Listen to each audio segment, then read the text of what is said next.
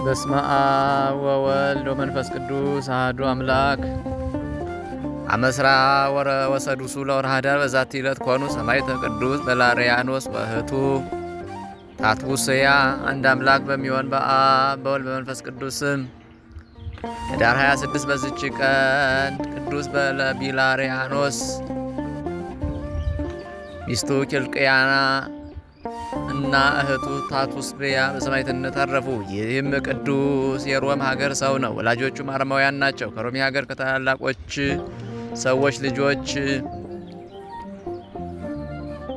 ውስጥ ሚስትን አጋቡት። እርሷም ስሟ ኪልቅያ የሚባል ክርስቲያን ናት። እጅግም ወደዳት። እንደወደዳትም ባወቀች ጊዜ የቀናች የክርስቲያን ሃይማኖትን በግልጽ ታስተምረው ጀመረች። እርሱም አምኖ ተጠመቀ። ልቡም ብሩህ የሆነ መለኮታዊ ጸጋም አደረችበት። እርሱም ታቱስብያ የተባለች እህቱን አስተማራት። እርሷም አምና ተጠመቀች። ይህ ቅዱስ ቢላርያኖስ መልእክት ሁልጊዜ ወደ እርሱ መጥተው የሚሻውን ምስጢራትን እስከሚገልጡለትና ይህም ቅዱስ ቢላርያኖስ መላእክት ሁልጊዜ ወደ እርሱ መጥተው የሚሻውን ምስጢራትን እስከሚገልጡለትና እስከሚያስተምሩት ድረስ ታላቅ ተጋድሎን መጋደል ጀመር።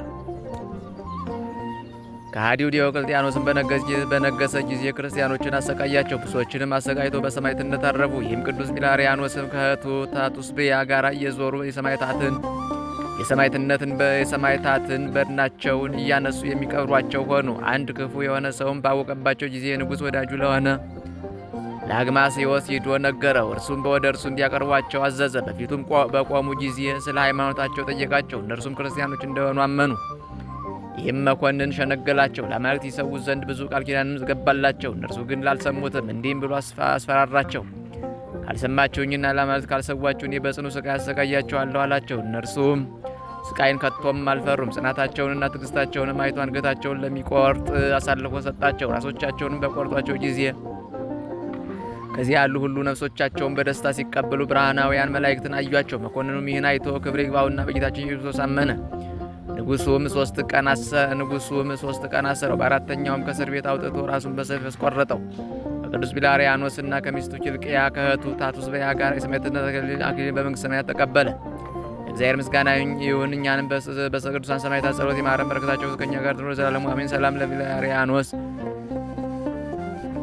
አብድንታ ሰማዕታ ዘቀበረ ምስለ እህቱ ታቱስብያን ዘይትጋደል ወረም እስከዝናበ ኪልቅያ ብዚቱ በከመ አሚነ ተምህረ እስከ ኮኑ መላእክት ይኸውጽዎ ወትረ ወይዜንውዎ ዘይከውን ድኅረ። በዚህችም ቀን ቅዱሳን የደሰተ ሰንሲላ ኤጲስቆጶስ ጎርጎርዮስና የሐይቅ ኢየሱስ ሞዐ መታሰቢያቸው ነው። በረከታቸው ከእኛ ጋር ትኑር ዘላለሙ አሜን። ሰላም ለከ ብፁዕ ጎርጎርዮስ ደሰተ ሰንሲላ ኤጲስቆጶስ ስእለካዌ በእንተ ኢየሱስ ክርስቶስ ታበኒ መድኃኒተ እድዊ የሥጋ ወነፍስ ማቃብ የሥራይ ቀሲስ እስመቦ ፈውስ ሰላም ለኢየሱስ ሞዐ እግዚአብሔር ዘረከቦ አምሳለ ጽጌረዳ ጽጌ በሐይቀ ባሕር ረቢቦ ዘምስለ ጻድቃን ምዕራፈ ተድላ አስቦ ዘበሰማያት እንዘ ይሄሊ ምስካቦ መጠነ ዓመታት 50 ይሰከበ በገቦ። በዚህችም ቀን የሀገረ ናግራን ሰማዕታትና የአባታቸው የቅዱስ ሂሩት መታሰቢያቸው ነው። ይህም የዮስጢኖስ ለቁስጥንጥንያ በነገሰ በ5ኛው ዓመት ለኢየሩሳሌም አባ ዮሐንስ፣ ለእስክንድርያ አባ ጢሞቴዎስ፣ ለቁስጥንጥንያ አባ ጢሞቴዎስ፣ ለአንጾኪያ አባ ፍራስዮስ ሊቃነ ጳጳሳት ሁነው ሳለ በኢትዮጵያም ጻድቁ ካሌብ ነግሶ ሳለ በዚያ ወራት ለአይሁድ ስሙ ፊንሐስ የሚባል አይሁዳዊ ነገሰ። በመጀመሪያ ግን ሳባ የተባለች ሀገር በኢትዮጵያ ነገስታት እጅ ውስጥ ነበረች። የሮም ነገስታት አስባስያኖስ እና ጥጦስ ከኢየሩሳሌም አይሁድን ባሳደዷቸው ጊዜ ይህችን ሳባን አይሁድ ወረሷል።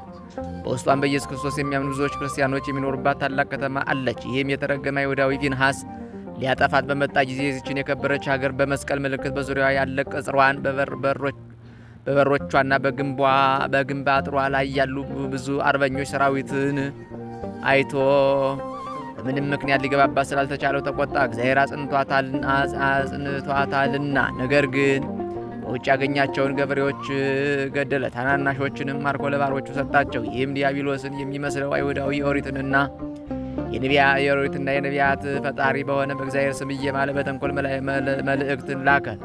እንዲህም አላቸው፣ እኔ ከእናንተ ጋር ጠብ አልሻም። ከሀገር ሰው አንዱን እንኳ ማጥፋት አልፈልግም። በሀገሪቱም ውስጥ የደም ጠብታ አይፈስም። ነገር ግን የከተማዋን አሰራሯን፣ አደባባዮቿን፣ ገበያዎቿን ማየት እሻለሁ። ለሀገር ሰዎችም እውነት መሰላቸው። የካዕቢ ልጅ አባት ሂሩት ይህን አይሁዳዊ አትመኑት፣ ሐሰተኛ ነውና ደጁንም አትክፈቱለት አላቸው። አባት ሂሩትንም አልሰሙትም። ደጁንም ከፈቱለትና ገባ። ከገባ በኋላ አስቀድሞ የሀገሪቱን ሰዎች ገንዘባቸውን እንዲዘርፏቸው አዘዘ። ሁለተኛም ነበልባሉ ወደ አየር እስኪደርስ እሳትን አንድደው የሀገሪቱን ኤጲስቆጶስ አባ ጳውሎስን እንዲያመጡት አዘዘ። እርሱ እንደ ሞተም በነገሩት ጊዜ አጽሙን ከመቃብር አውጥቶ አቃጠለው። ከዚህ በኋላ ቀሳውስትን፣ ዲያቆናትን፣ መነኮሳትን፣ አንባቢዎችና መዘምራኑን በቀንና በሌሊት መጻሕፍትን በማንበብ የሚተጉትን ሰበሰበ። እነርሱንም ከእሳት ውስጥ መጨመራቸው። ቁጥራቸውም 4027 ነፍስ ሆነ።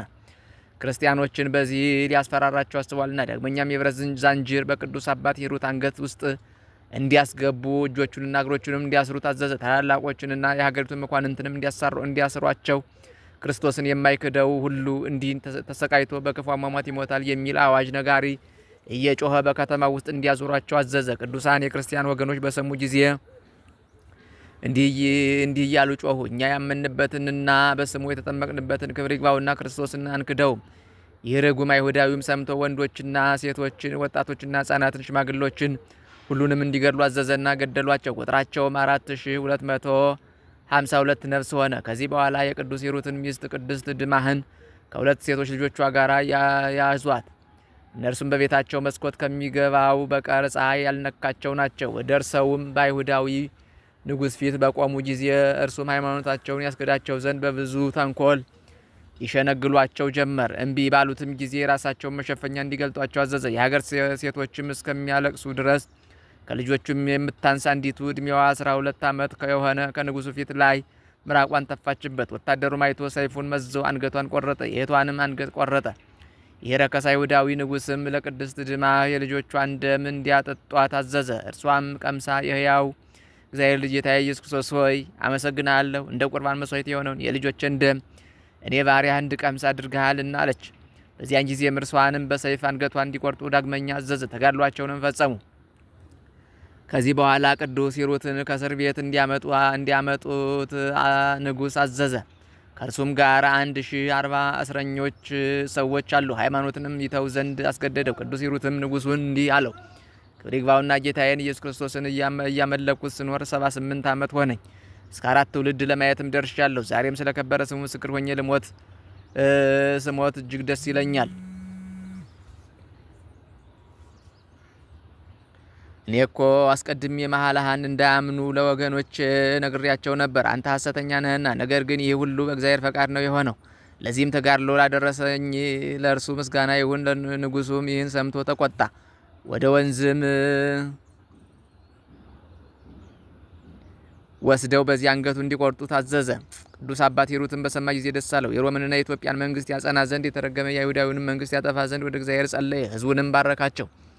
ከእርሳቸው ጋር በሰላምታ ተሰናበታቸው። ከዚህም በኋላ የቅዱሳኑን ራሶቻቸውን ቆረጣቸው። በዚያም የ5 ዓመት ልጅ ያላት አንዲት ክርስቲያን ሴት ነበረች። ከቅዱሳን ደም ወስዳ ተቀባች። ልጇንም ቀባችው። ወታደሮችም አይተው አስረው ወደ ንጉሡ አድርሰው ከእሳት ጨመሯት። ልጇን ግን አይሁድ ወደ እነርሱ ወስደው ወደ ንጉሡ አቀረቡት። ንጉሡም እኔን ትወዳለህን ወይስ ክርስቶስ የሚሉትን አለው። ሕፃኑም እኔስ የእጁ ሥራ ነኝና ክርስቶስን ወደዋለሁ፣ ይልቅስ ልቀቀኝ፣ ወደ እናቴ ልሂድ አለው። በከለከለውም ጊዜ እግሩን ነከሰው። አምልጦም ሩጦ ከእሳት ውስጥ ገባ። ሁለተኛም የ10 ወር ሕፃን እንደተሸከመች አንዲትን ሴት አመጧት። እርሷም ልጄ ሆይ ላዝንልህ አልቻልኩም አለችው። ያ ሕፃንም እናቴ ሆይ በፍጥነት ወደ ዘላለም ሕይወት እንሂድ፣ ይህችን እሳት ከዛሬ በቀር አናያትምና አላት። በዚያን ጊዜ ከልጇ ጋር ወደ እሳት ውስጥ ተወረወረች። የክርስቲያን ወገኖችም ይህን አይተው እኩሌቶቹ ወደ እሳት እኩሌቶቹም ወደ ሰይፍ ተቆዳደሙ። የአይሁድ ጉባኤ ምጹብ እጹብ ብለው እስኪያደንቁ ድረስ ከዚህ በኋላ እሳቱ በሰማይ ውስጥ መልቶ 40 ቀን 40 ሌሊት ታየ። የአይሁድ ንጉሥ ፊናስም ወደ ሀገሩ በሄደ ጊዜ ወደ ነገሥታቱ ሁሉ በኃይሉ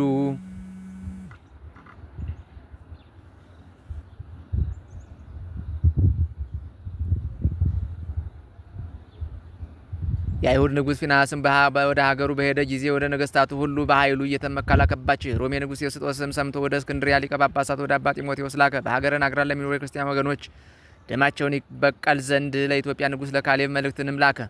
የኢትዮጵያ ንጉሥ ካሌብን መልእክት በደረሰው ጊዜ ፈጥኖ ተነሳ። በዋሻ ከሚኖር ከአባ ጰንጠሌዎን በረከትን ተቀብሎ ከብዙ ሰራዊት ጋር